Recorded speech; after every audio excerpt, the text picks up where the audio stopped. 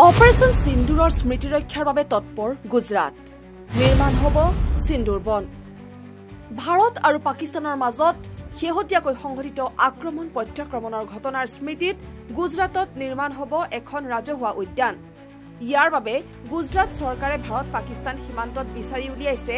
8 hectare ভূখণ্ড কাছ জিলাৰ অন্তৰ্গত ভুজ মাণ্ডৱী পথৰ মিৰ্জাপুৰত এই সম্পৰ্কীয় প্ৰাৰম্ভিক কাম ইতিমধ্যে আৰম্ভ কৰা হৈছে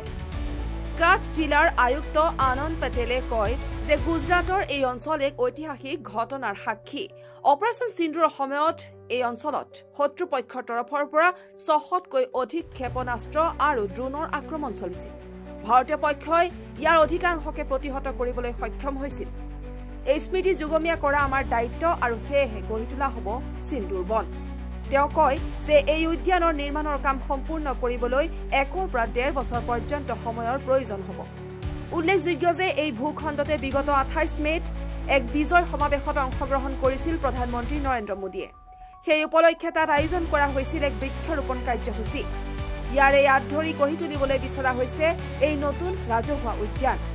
এই উদ্যানত অৱশ্যে পেহেলগামৰ নৃশংস হত্যালীলাৰ পৰা বিগত 10 মে পৰ্যন্ত হোৱা ঘটনাৱলীৰ এক সম্যক আভাস দাঙি ধৰা হ'ব এই সিন্দুৰ বনে সামৰি ৰাখিব দেশৰ সামৰিক শক্তিৰ প্ৰবল পৰাক্ৰম আৰু বীৰত্বৰ গৌৰৱময় চানেকি